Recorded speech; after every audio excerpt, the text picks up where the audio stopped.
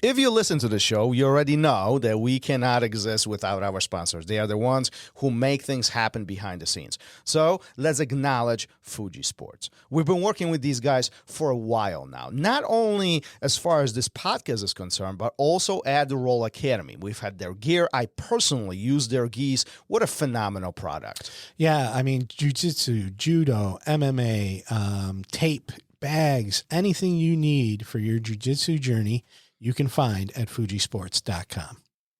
Let's talk RŌL TV.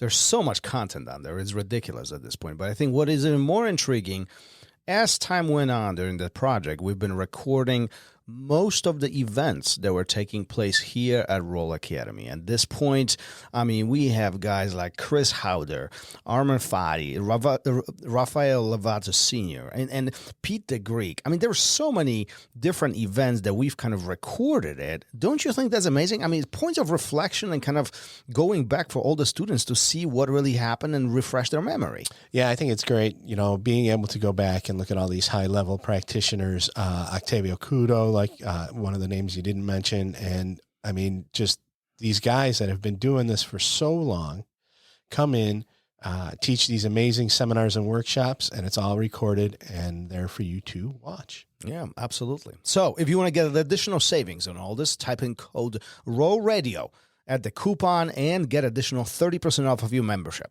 Nice. Go to RŌLAcademy.tv.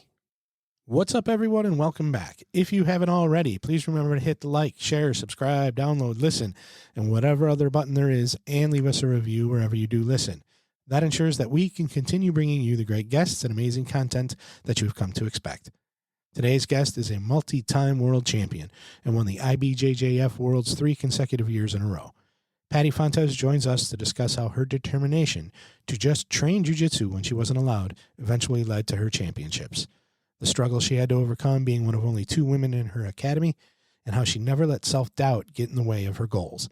Here's the RŌL Radio with the 2015 through 2017 IBJJF No-Gi World Champion and instructor at Checkmat in Signal Hill, California, Pati Fontes.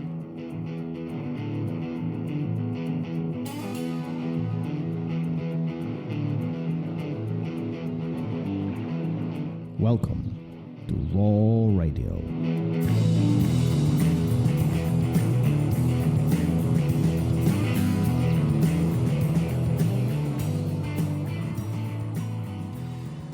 And we are live. Here we go. Another great episode ahead of us. Yep, for sure. How are you doing today? I'm great. I'm fine. Are you- Technical difficulties, we're all having, but it's working out. We're here.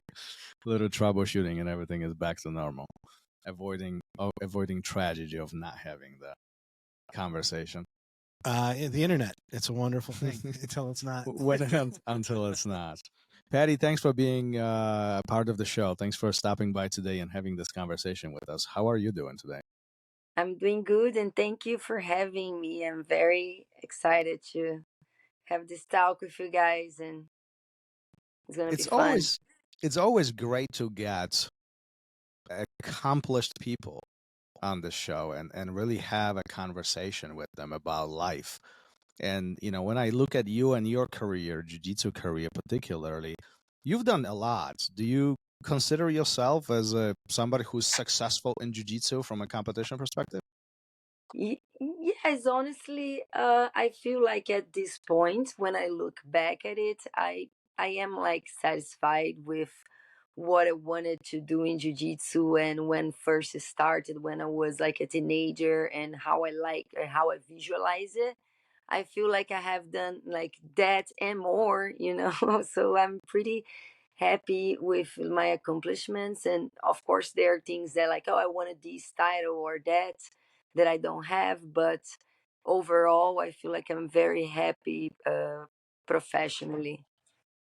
You started jiu-jitsu around the age of 15, if I'm not mistaken, as I was doing research and I was reading about you.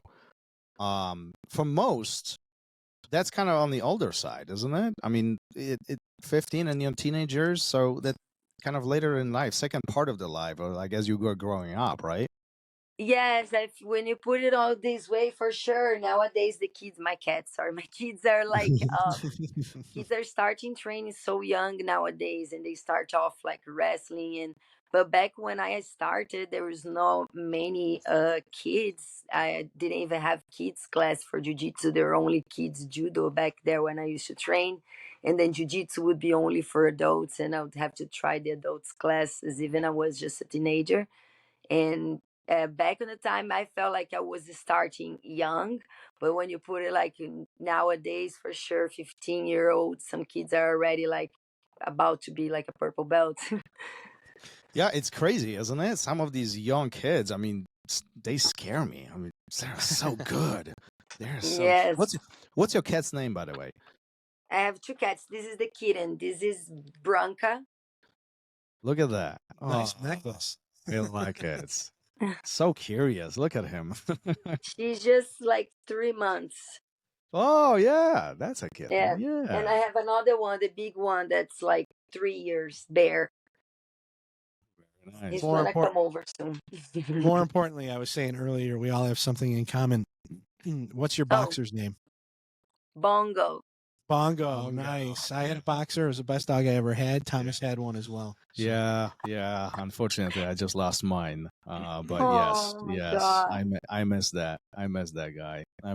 He was a great They one. are so slobbery, like, but I love it. You know? That's the best part, right? And at least my Yes. boxer always thought that he was a puppy. Like Yes. he was freaking 80 pounds and he was getting on your lap. Mine does the same.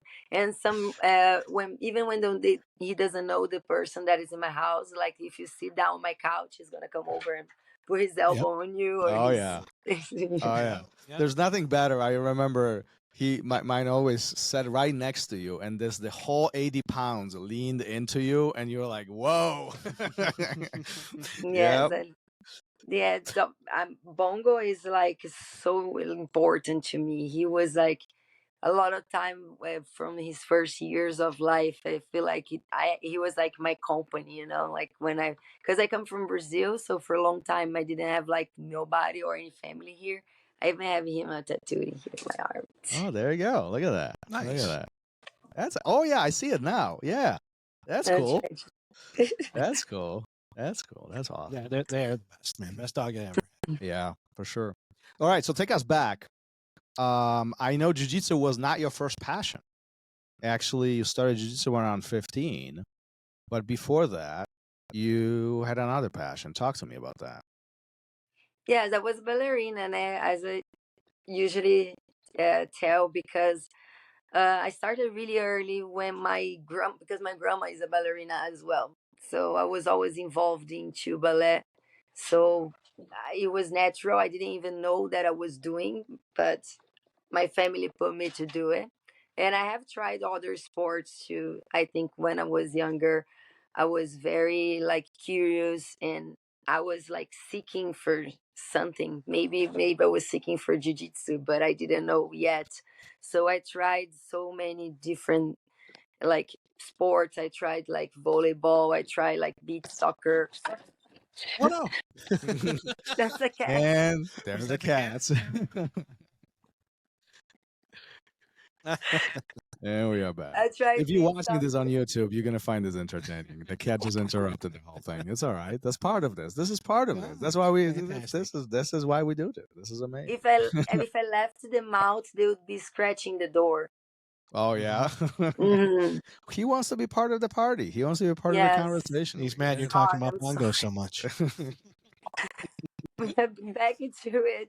Yes, I was like trying a lot of different sports. I did volleyball. I did like, and then I did ballet, jazz, and I did like uh,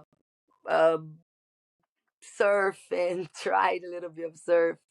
It was a big like. I feel like at the beginning, I was just trying to have fun. I liked like I had a lot of energy, and I ended up finding jujitsu out of like I wasn't seeking for like jiu-jitsu at all when I found it. I was actually looking for um, taekwondo, but back because of ballet, because my first passion that was ballet, and I felt like taekwondo I could kick. So, but it always started So because, like I say, how my did first you passion. how did you stumble upon jiu-jitsu? How did you step on the mat for the very first time? I liked I was a ballerina, and that was, like as you say, my first passion. And I saw the taekwondo at the Olympics, and I saw the guys kicking, and I saw that the kicks looked a lot like the ballet moves, and I was like, oh, I think I can do that. So I told my brothers, I have two older brothers, and I say, oh, I want to do taekwondo because I think I can kick. And he's like, oh, I'm gonna take you to something you're gonna like better, because there's a girl there, and she's only one girl at the gym. You're gonna love it. And then he took me to a jiu-jitsu class. And So then it that's was how I over. started.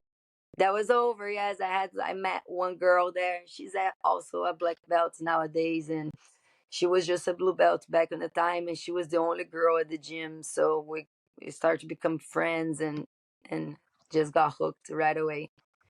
What was so attracting about jiu-jitsu? And before you answer, oftentimes females, women are hesitant to try jiu-jitsu. Today is more popular, but you were talking about 2012, right? Is that when you started? I started in 2006. 2006. Okay, so in Yes. 2006, popularity of jiu-jitsu first is much less. Two, is not as accessible, is not as visible to women as it might be. Their interest is much lower than it is today. Popularity is lower. You know, what was so attractive about jiu-jitsu that you stuck around? Yes. I think first of all, that was that I wanted to, because I was a ballerina, and I wanted to try something different. I think it was kind of, I thought that if I was doing a martial arts, it would be kind of the opposite. But when I went to the jiu-jitsu class itself, I I felt like, as the same with the taekwondo, that I had like kind of ability to do the moves because of the control I had with my body back on the time. And also, as I start to train, I noticed that, like, when I was younger, I was a little bit of a rebel, and that was not what people were doing, you know. And when I was in school, and I didn't want to do what everybody else was doing, you know, and I could do, and I used to do too, and party. And I mean, I was young, but just like go to the beach. That's what we do in Brazil. But I wanted to do something different, and I just, when I went to jiu-jitsu, I was like, oh, this is different, and I think that's one of the other reasons why I wanted to do it. Was it easy to be part of jiu-jitsu when there's only you and your friend doing it as females, and everybody else, all the other guys are there? In the beginning, I wasn't thinking much on that, so I was very lucky that my professor, Bicudo, he was like very friendly, and we had already Luisa at the gym, and she was a competitor at the time, so they already had like they were already friendly with women, so I felt like, and I was also so young, I wasn't like aware so much like of what I was doing, but I felt like for so many times in years, I actually had to stay still even when I wanted to react or do something, not in a bad way, but just be myself, because I felt, or they put it in a way like I was interrupting something that wasn't made for me. You know, Explain that a little bit. What do you for mean by that? example, if I was at the gym, I would try be like invisible in certain ways, because I didn't want to go in the guys' ways when they were complaining about their women, or they are talking about women back Uh, on the time. So if I was there, they couldn't be themselves. So for a lot of times, in a way to last on the mat, you have to just cover up everything and just stay a little bit. It's not that I didn't have fun or anything, but I couldn't be so open and talk or protect or defend or have any conversations about that, for not getting over on their space. was That's that how it hard? felt. Was that hard? Yeah, yes. At the beginning, I didn't feel so much, because that's like a lot of times we should think, that's the way it is, and you have to fit in this way. But then when I look back at it, we definitely have to, like, that's why there is not so many women on the mats back on the time. I think these people getting used to and behaving in a certain way, or like understand that this space is for everybody. It took some time. Yeah. Do you feel like today the space on the mat is accessible to both men and women and is a safe space where everybody can try it? I believe so. I understand that like when we talk about a safe place and we talk about women's not always women, we're not safe anywhere, but I feel like in the gym and we need to try, of course, look for places where you look for the history of the gym and the school and their principles for sure. But like anything can happen at any place. But I definitely feel like if you're involved in jiu-jitsu, the chances of you actually learning in a good way, it's better than if you just don't step in the room at all. You're not gonna be safe. Like it's not gonna be. There's no predators in the jiu-jitsu. That's what I'm trying to say. If you step up, you can be like uncomfortable in the beginning, and some women don't want to train with guys or don't want to be too involved. But I Uh-oh. think definitely believe that like stepping in jiu-jitsu, yes, it's safe nowadays. Jiu-jitsu is becoming a very family environment, where families train together, kids, adults, all of the ages. So today What was the nowadays, yes. hardest thing for you to overcome when it comes to that situation? And again, like there's so many women out there, even like at my academy here, where they want to try. There is an interest, but there's a lot of hesitance, right? So share some of the experiences, some of the things that you had to do in order for you to continue, because maybe it is what it is. It was different times back then. Yeah, it's just different times. For example, I feel like the kids or teenagers or people get a lot of support of their families out nowadays for jiu-jitsu too. And I didn't feel like I had this support from my family because for example, my mom didn't want me to train. She would say, "Oh, that's not for girls." And and I had to like hide my gi at the gym and leave it there for the whole week, and my professor would let me hang it on the ceiling on the top of the ceiling so we could air it out, because if I take it home my mom would hide it from me. So I had to like work and pay all my tournaments by myself ever since I was 15 years old. So for sure, like I had to work hard to just do it, and I didn't know why I was doing it. I As much as I wanted to compete, I didn't want to be like a world champion. I just wanted to be the best version of myself. So I feel like uh, if the girls wants to, the women wants to join jiu-jitsu, of course it's going to be hard, because even with the gyms are friendly, and it's still a male predominant sport, and not every school offers like women's class only, and there's like girls that don't want to have any kind of contact or are too shy. But um I think for overcoming, I think it's more when you have to stuck with yourself for a lot of times. You can't share your feelings, you know, because you don't want to be judged or people say that you are complaining, or and not even saying in a sexually way. I'm saying like in things, right, daily things at the gym, because you didn't want to be the person that they say, oh, it's she always complain or things like that. So a lot of times I had to hold my feelings to myself, or things that I got upset about, not talk about it. And I think that's one of the hardest things I had for sure. And definitely on the beginning, when I was like just moved to the US and I was a purple belt. So I had a lot of guys here just trying to be like the best, and they would look at me and they're like, like they thought that would be the first one to like give up. That's what I feel like that was Well, it. it's always interesting to hear these perspectives, and definitely times have changed, right? Today, jiu-jitsu is more accessible, and especially there's a lot of effort, at least in my opinion, done where the mat is a safe space mentally and physically, and a lot of not only women but kids and teenagers and just everybody is able to enjoy this beautiful thing that we have.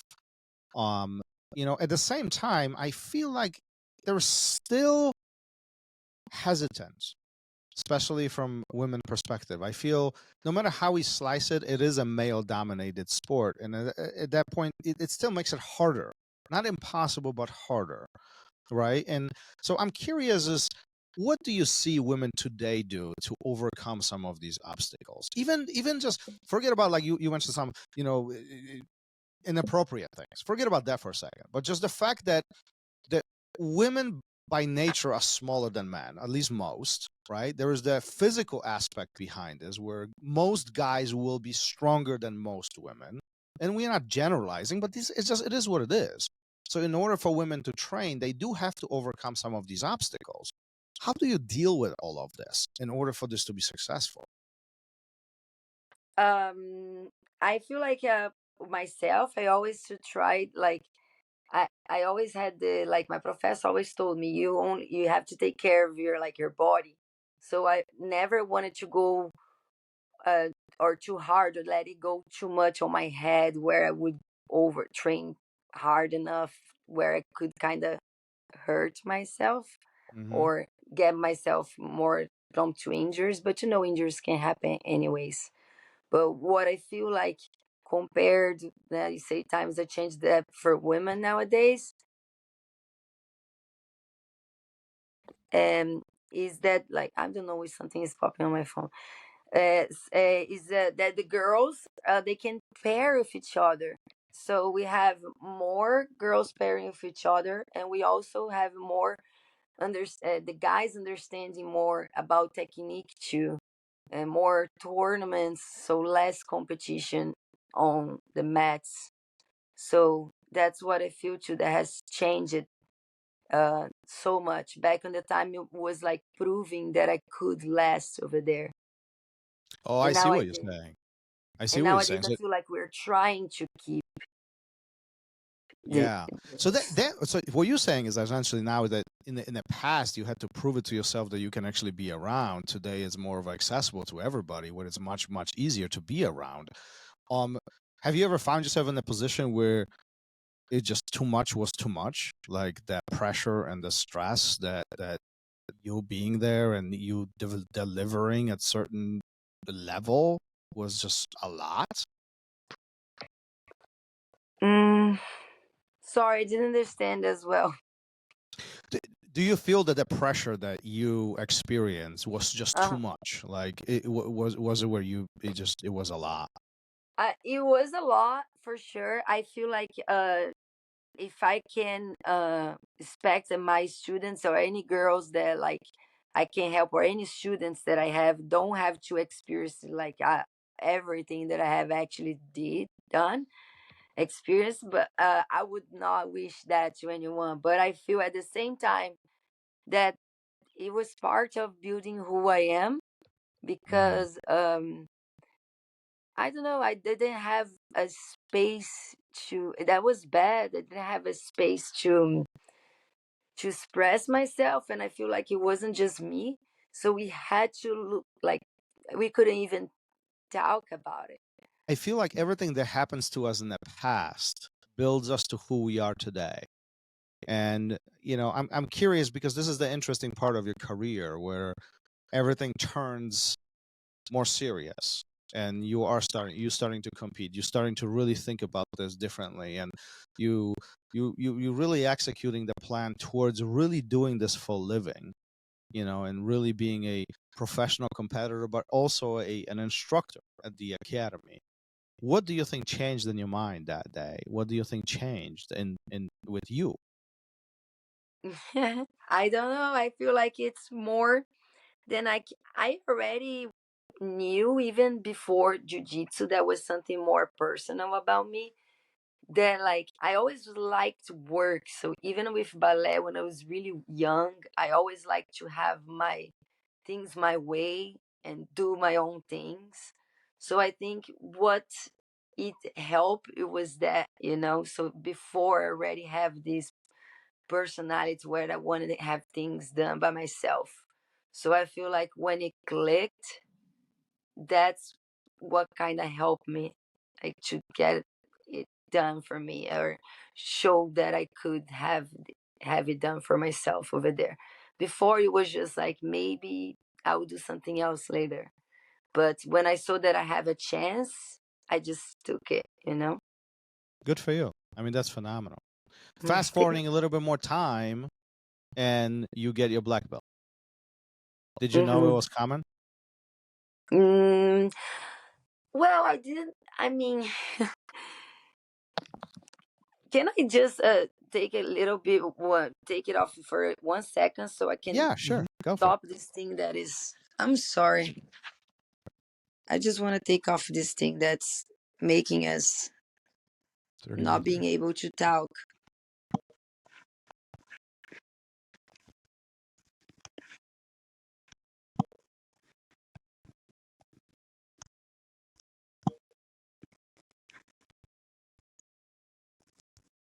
Okay.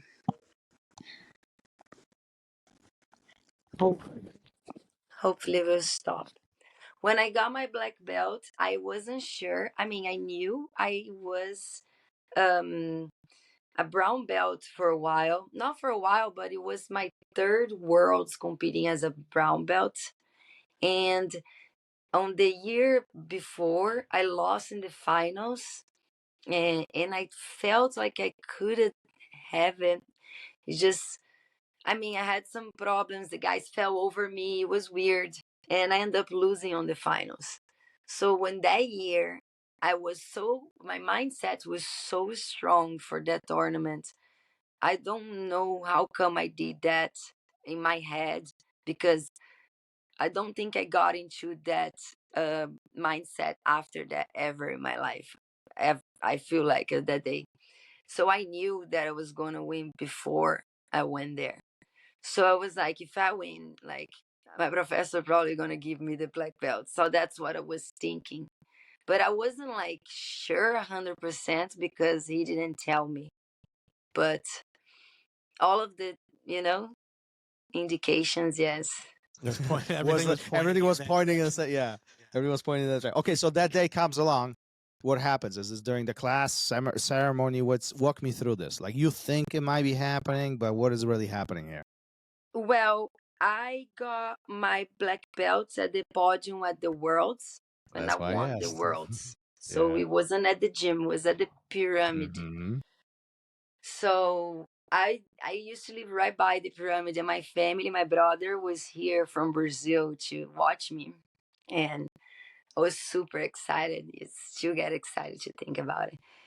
And I made it in the semis. They had some problems over there with the scorekeeper, with the points, and they had to like watch a video to make sure who had the points. Because I mean, they messed up, and for some reason, me and the other girl we stayed for about half hour sitting down on the mat, having to wait, and I wasn't sure what was happening. It was like, and I didn't know if I was gonna win or not.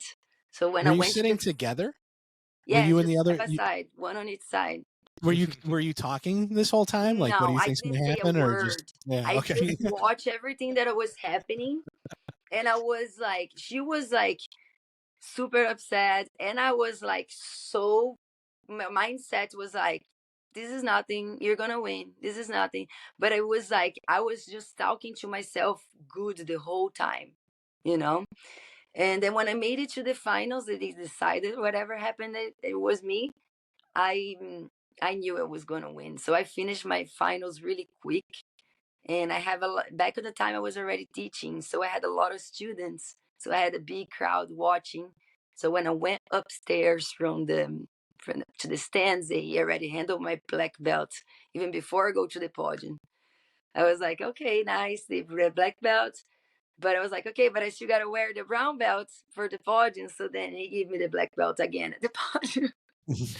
So it was really nice. You did it twice in one day. Yeah, that's the cool part about this story, because I feel like that's like the old school way of doing this. I don't think this. I mean, it's not as noticeable today as it used to be before. You know, you win and then you get your black belt. I mean, what a reward! What an accomplishment in front of everybody. Yeah, and they Are were you? so excited. I feel like they didn't even wait for the podium. As I walk up to say hi, they're already giving me the belt. And I'm like, okay. It was really nice. It was really nice. I couldn't sleep at night. It was like, it was unbelievable. Like, how come I did it both at one day? I won and I got a black belt. I was like, I don't want to sleep because I don't want this day to end. Did you sleep with your belt? Yes. I think that's fair. I mean, listen, it's a unique accomplishment. I think it takes a lot to one win worlds, but to achieve a black belt in jiu-jitsu, it takes a lot of work. What would be the one thing that you think all students need to do to bring that kind of success for themselves? I think it's more about being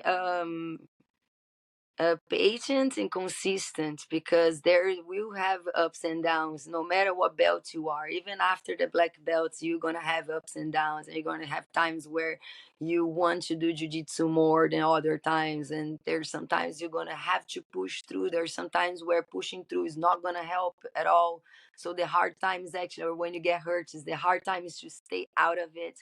So I think it's important that to be understand what the situation that you are, and know that it's gonna change, like no matter what. So it's nothing lasts so long. It's not just bad, because the jiu-jitsu in the beginning is kind of just bad.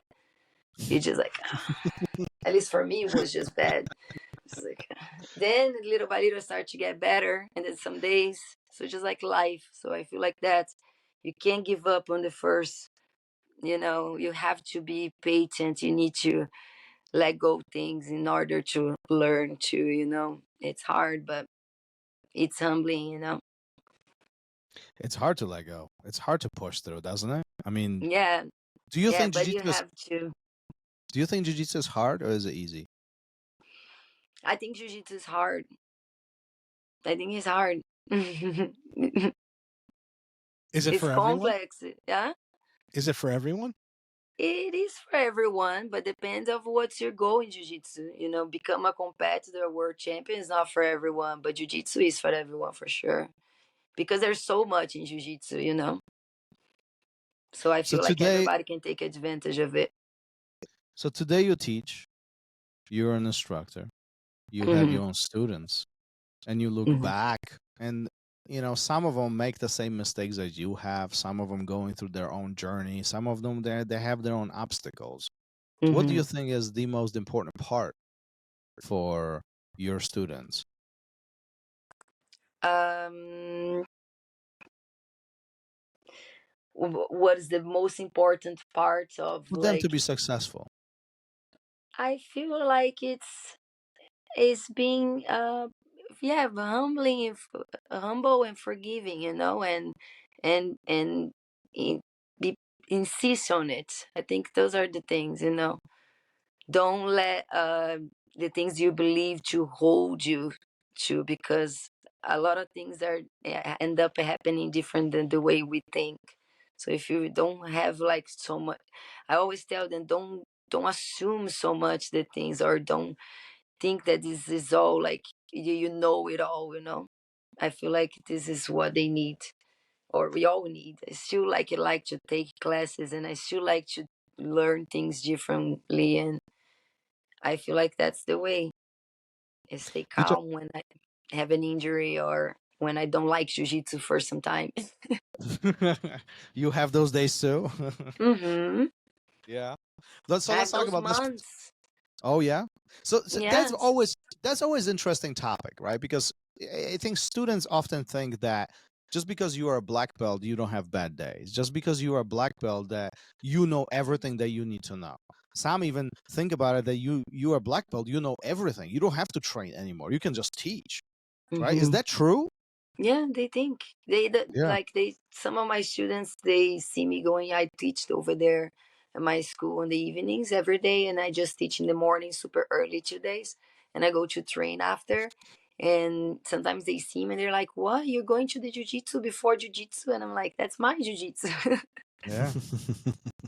Yeah.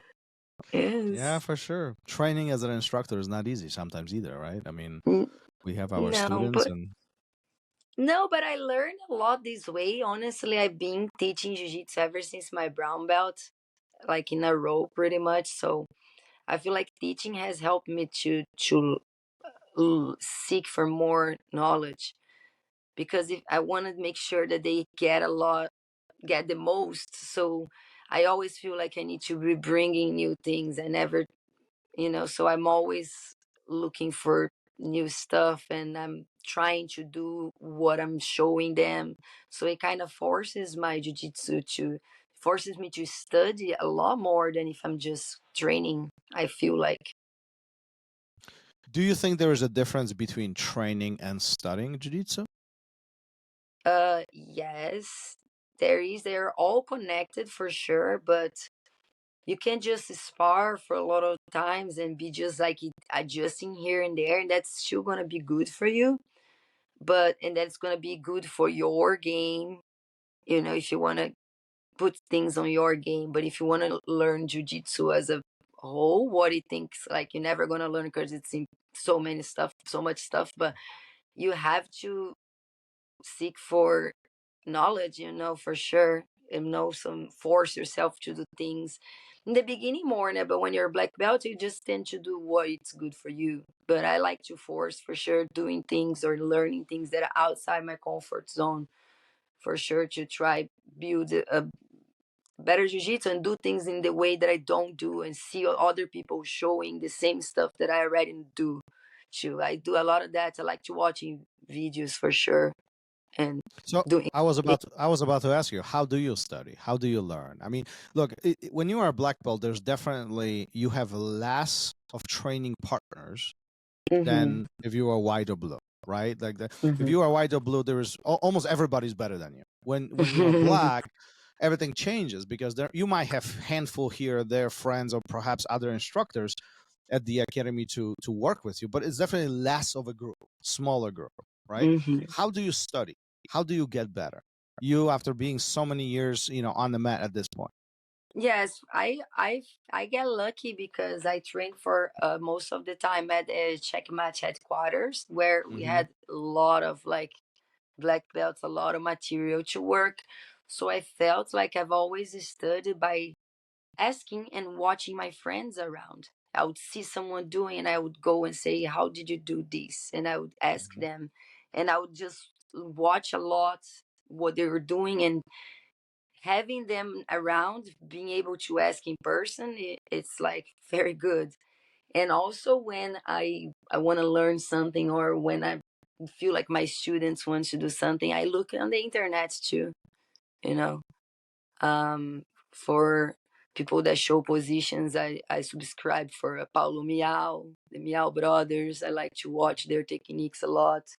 And I go train with Gustavo Carpio, what's a Checkmat too, and he has a great technique too. He posts a lot of videos, and I go to his gym to learn from him. So I had to like I like to find it, but I have a lot of material too with my friends around, but I still go to the internet a lot. What you know what I think now today students have more resources, right? They have Yeah. the learning part is easier. Not necessarily jujitsu is easier, but the learning part is easier. BJJ Fanatics and all the subscription sites, and even social media. Like you go to YouTube and you can find any technique from almost anybody. Like Yeah. it's so accessible. But everybody's rising at the same level then too, right? It's not like they don't have an advantage. They're not learning things now that Right. nobody else can find. It's all there, right? No, mostly the advantage is your power of will or your Yeah. skill set. Yeah. Yeah, or your athleticism nowadays, right? Yeah. Yeah. Yeah. I That's mean, things true. are changing. Where do you think jiu-jitsu is going? I don't know, honestly. I hope it's going good places, because at the same time that I see it's like getting way more accessible, I feel like there's more people liking it, there's more people investing on it, there's more prizes, there are more people doing it. So I think it's going on a good way. But at the same time, I'm very old school, so I hope we stick with like passing over the principles. And I know, I understand people say, "Oh, there's no principles," or they trying to like say that the way that it got like promoted, it wasn't a clean way, or it wasn't a principle in principle following any principles. But but it is a martial art, so I hope that even with all the evolution and all the whatever is cool and it's in fashion, people will still can follow the principles as martial arts for sure, of respecting and and trying to be a better person and trying to help each other, things like that. I hope so. I hope so. I mean, we love jiu-jitsu so much, and I hope it just continues growing. But some of the old school things are actually a good things. Those are the roots, right? That's where we Mhm, started, and I feel like sometimes we forget where we came mhm, from or how this all mhm, started. Like even this week there was a 30th anniversary of UFC 1. And like this is how everything kind of changed. Hoy's being in that ring and do him mhm. doing what he does. But I do think that some of the younger kids, they don't even know how it all started. They don't know about UFC 1. Like I feel like No. farther away we get from it, some of the things get forgotten. And Yes. I They only hope it care never. about what's happening this year today. Mm-hmm. Right now. Mm-hmm. Right now. Yeah. Yeah. I know, Yeah. but that's what I think is important. That's what I hope. That's the only thing I love, that how fast things are evolving. I just hope that everybody that comes to jiu-jitsu after me just can do better than I did, because that's the goal, to make it better for everybody. But stick with the principles for sure. That would be my one For sure. thing to ask. For sure. Listen, before we start wrapping this up, Patty, what we do at the end of every episode, we have a question for you from a previous guest. Our last guest asked a question, but he didn't know that you're going to answer that question. So he kind of asked the question completely in blind. Okay. So let's see. Gary's going to take a lead on this. He's going to ask you the question from our last guest. Yeah, this is kind of funny because he gave me two questions and you just answered the first one. It's funny how that works out. But this is from Richard Bressler, who, for people who don't know, is Horian's first student in the United States. So Richard's got an amazing history. And he's getting a little older, and he wants to know, how long do you think you could keep doing jiu-jitsu before it really takes a toll on you? Oof. I feel like jiu-jitsu is already a little bit taking a toll of me comparing. Like I can't do jiu-jitsu the same way I was doing when I was a little younger, but I feel like I can go for a long time. If you ask this question for me maybe 10 years ago, I would say, oh, I think I only last 10 more years. But like I feel like I can go for another 50 years at least. What do you think changed in last 10 years for you I that feel like the longevity increased or you can continue doing it? I think when we were young, I have an idea of that the old is too close and the old you cannot do anything, or that you're gonna get like. But then as you live in your life, you learn that it's a lot about your choices and how you're like taking one day at a time. And I feel like the way I'm taking one day at a time, I might get hurt and here there, I might not be able to do jiu-jitsu again and the way I'm doing. But I feel like I'm gonna be for the rest of my life putting a gi on and getting on the mat, even if it's just to watch. I hope so. I hope Yeah, so. I hope we all with stick my around red for a long belt. time. Is your red belt? That's right. Is that your goal for now? Is that your goal? Yes, Yes. I always think like who is gonna be on that ceremony. Like if I'm gonna have kids, if I'm gonna have grandkids, what am I gonna have, or how it's gonna be. I always think about that. I don't know why. How do you visualize that day? Walk me through it. What's in your mind? You getting your Mm, coral bells. ah, I don't know. Just my family, Yeah. together, and Students? students, and looking back to my life and think like, look how she done that a while ago, and definitely not looking the same. Yeah, I think that's after all of us. Yes, and having Yeah. I can't wait for that. It's gonna be great having a fest Mhm. celebration in my gym, people coming over eating, and that's just That's the beautiful part about jiu-jitsu, right? The yeah, community, the a friends, the graduation, yeah, no yeah, promotion. yeah. That's for sure. That's for sure. All right, Patty. Before we finish this for today, Where can people find you? If anybody wants to connect with you, if anybody wants to, interact with you, where are you available? You teach in California, obviously at the HQ, but besides that, are you accessible online? I am. Oh, and right now teaching at the Checkmat El Monte.